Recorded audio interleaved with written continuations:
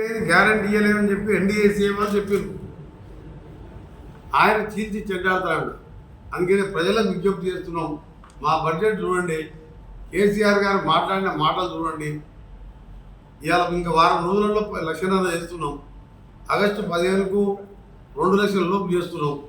మిగిలిన అన్ని పథకాలు కూడా ఒక్కొక్కటి రైతు కూలీలకు ఇచ్చే 12,000 కూడా త్వరలో ఇంప్లిమెంట్ చేస్తామని చెప్పి మా ఫైనాన్స్ మినిస్టర్ గారు ప్రసంగంలో చెప్పి, అందుకనే కేసీఆర్ గారు 8 నెలలు ఇంట్లో పండుకొని మధ్యలో 2 సార్లు అసెంబ్లీ నడితే కూడా అసెంబ్లీకి రాకుండా నిన్న వచ్చి కాంగ్రెస్ చీల్చి చెండాడతా కాదు, ప్రజలు నిన్ను అసెంబ్లీ ఎన్నికలతో పాటు పార్లమెంట్ ఎన్నికల్లో చీల్చి చెండాడి 7 సీట్లలో డిపాజిట్ పోగొట్టి 9 సీట్లలో 3వ స్థానానికి పరిమితమై ఇంకా కూడా మాట్లాడుతున్నాం. అంటే కేసీఆర్ గారు, నీ స్థానంలో ఎవరున్నా, నేనున్నా, ఇంకొకరున్నా ఎప్పుడో రాజకీయాలు బంద్ చేసుకొని పార్టీని మూసేసుకొని శాశ్వతంగా రాజకీయాలకి విరమించుకోవాలి. నీకు వచ్చిన రిజల్ట్ నువ్వు అంత బ్రహ్మాండంగా పరిపాలించుంటే 10 ఏళ్ళు అధికారం ఉన్నావు, నువ్వు ఒక్క సీట్లో గెలవలేదు, 7 సీట్లలో డిపాజిట్ పోయినాక ఇవాళ మమ్మల్ని చీల్చి చెండాడుతావు మాట్లాడుతావు. నువ్వు మాట్లాడుతుంటారు పబ్లిక్ టీవీలో. వ్యవసాయ రంగానికి ఎప్పుడైనా 72,000 కోట్లు పెట్టినాను.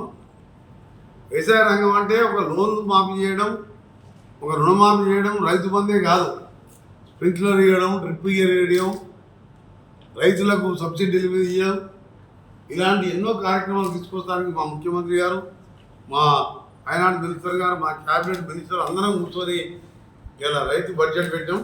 నిజంగా ఇలా ఒక దేశ చరిత్రలో ఒక చిన్న రాష్ట్రంలో ఒక వ్యవసాయ రంగానికి 1,00,000 కోట్లు ఖర్చు పెడుతున్నాం అంటే రైతులందరూ కూడా అర్థం చేసుకొని మమ్మల్ని ఆశీర్వదించాలని. తప్పకుండా కేసీఆర్ గారు నిన్న మాట్లాడిన అహంకారమైన మాటలు చీల్చి చెడ్డాడుతాను. ఒకటే దఫాలో 1,00,000 రూపాయలు ఎప్పుడైనా వేసినాం. ఆ కేసీఆర్ 1,00,000 రూపాయలు రుణమాఫీ అని 6 వాయిదా పద్ధతులు వేస్తే బ్యాంకు కూడా వడ్డీకే తీసుకుపోయారు.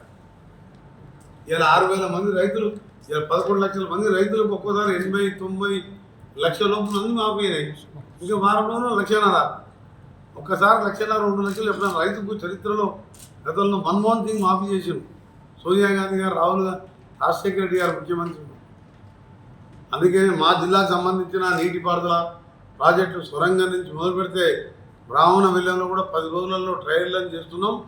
డిసెంబర్లో వరకు కూడా కాలువలు పూర్తి చేయడం, దాని తర్వాత సొరంగానికి మార్గానికి సంబంధించి కూడా అమెరికా నుంచి కూడా ఒక మిషన్ బేరింగ్ కూడా 10వ తారీఖు లోపు అక్కడి నుంచి బయలుదేరుతున్నది. అవసరం వస్తే అమెరికాకు ముఖ్యమంత్రి గారి పర్యటనలో నేను కూడా ఆ కంపెనీని సందర్శించి ఇంకా పనులు వేగవంతం చేయాలని పోయే ఆలోచనలో ఉన్నాం. ఇంకా డిసైడ్ చేయాలని నా ప్రోగ్రాం, ఇక్కడ ప్రోగ్రామ్స్ని బట్టి, నా ప్రోగ్రాం బట్టి 8 బస్సుల సొరంగం పూర్తి చేస్తాం. 4 లక్షల ఎకరాలకు, ఎందుకంటే 1,00,000 బ్రాహ్మణ వెళ్ళంలో కూడా సొరంగం లింక్ ఉంటుంది. సొరంగం ఎప్పుడు నీళ్ళు వస్తే గ్రావిటీ మీద మా బ్రాహ్మణ వెళ్ళంలోకి ఎప్పుడు లిఫ్ట్ చేసుకొని ఆ నుంచి కాలువల ద్వారా కట్టంగూరు, నల్గొండ మండలం, అటు మున్గోడు కొంచెం, అటు శాలిగారం కొంచెం ఇస్తాం. దానికి ఇలా గ్రీన్ ఛానల్లో పెట్టి మన 100 కోట్ల రూపాయలు డబ్బులు కూడా రిలీజ్ చేసి ఇవాళ 10 ఏళ్ళు 10 నుండి నల్గొండ జిల్లాను మర్చిపోయారు. నల్గొండని మర్చిపోయాను, కాళేశ్వరం కూడా మొదలుపెట్టి పాలమూరుని మర్చిపోయాను, ఖమ్మంని మర్చిపోయాను. అందుకని ఇవాళ ప్రజలు ఆ తీర్పిచ్చును.